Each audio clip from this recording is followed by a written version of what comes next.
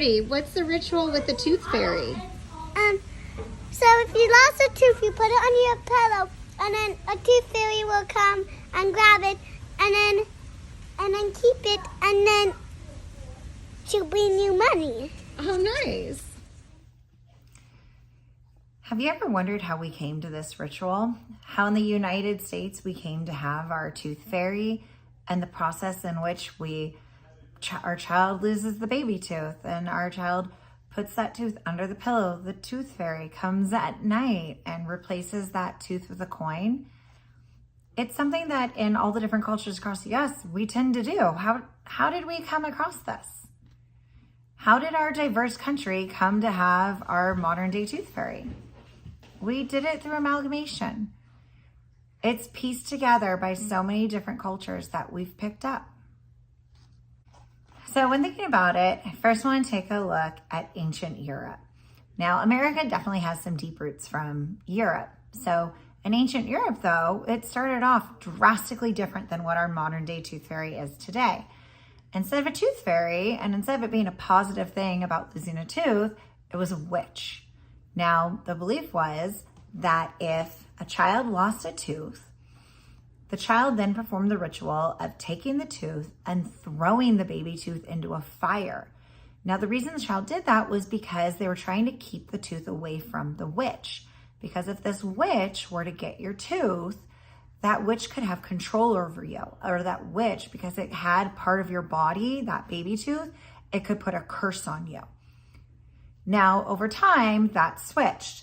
And instead of throwing the tooth in a fire, then the child from Europe would take the baby tooth and would bury the tooth out in a field to prevent that witch from getting a hold of the tooth.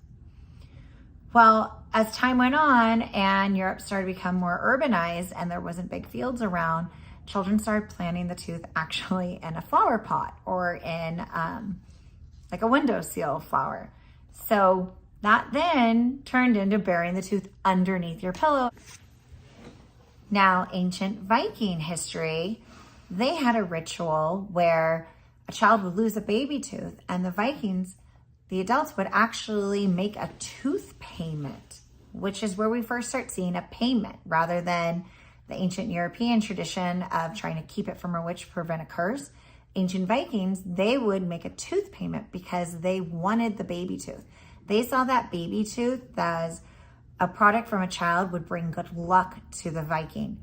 So they would take that baby tooth and actually make jewelry out of it. And they believed wearing it in battle would make them more powerful and bring them luck in battle.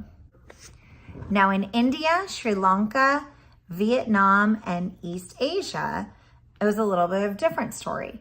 They take the baby tooth and throw the tooth up on the roof. Now, the thought of throwing the baby tooth up on the roof changes, though, for each culture.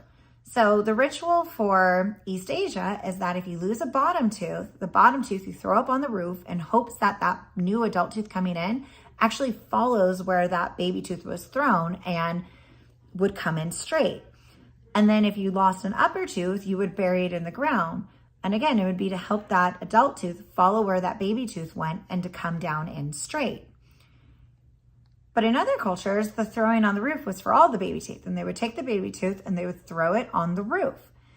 Now, the thought was that either a sparrow, a squirrel, or a mouse, and one of those, each culture was a little different, would come and take that baby tooth. And them coming and taking that baby tooth was a good thing. They wanted the animal to come and pick up their baby tooth from the roof.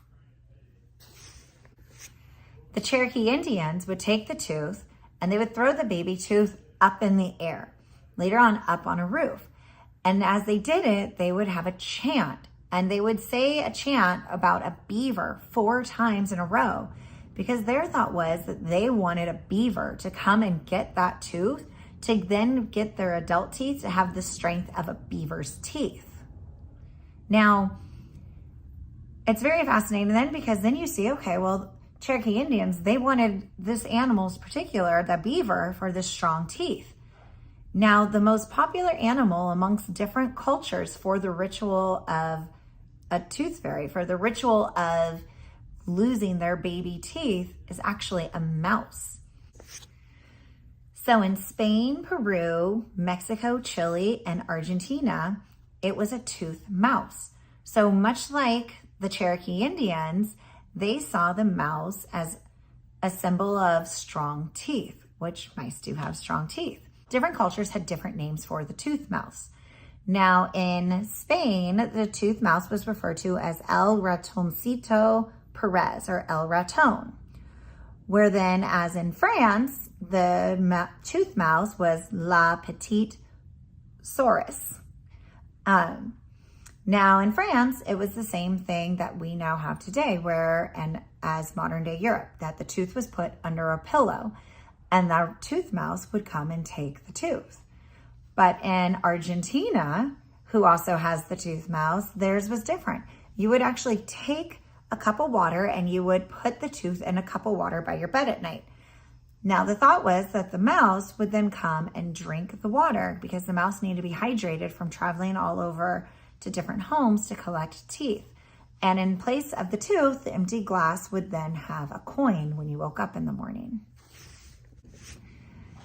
South Africa has a tooth mouse as well, except rather than being under a pillow or in a glass of water, in South Africa, they would take the tooth and they would put it inside a slipper, and the tooth mouse would come and take the tooth from the slipper. In ancient Egypt, it's not an animal. Rather, it is the sun they were looking at. So in ancient Egypt, the ritual would be that you would take the baby tooth, you would wrap it in tissue, and you would throw the tooth at the sun. The reason behind it was because they wanted the new tooth that came in to be as bright as the sun. Eskimos also had an animal involved in their ritual. They would take the baby tooth and wrap it in some meat, and they would feed that meat with the tooth inside to a female wolf. And the thought of that was how strong the female wolf is and how strong the female wolf's teeth are, and that they wanted their new adult tooth to come in like the female wolf's teeth, nice and strong. Now, when you look at the United States and you look at our ritual around the tooth fairy, around losing a baby tooth, we developed our ritual through amalgamation from different folklore and ancient rituals around the world. So we have to thank Spain, Peru, Mexico, Chile, and Argentina for the tooth mouse, which is now our version, the fairy, who also comes and leaves a coin or a dollar amount behind. We have the Vikings to thank for creating that very first tooth payment. We have Europe to thank for creating the tradition of putting the tooth underneath a pillow. We have all these different cultures to thank for what we now know as the tooth fairy for our children. We have blended these cultures together for this magical ritual.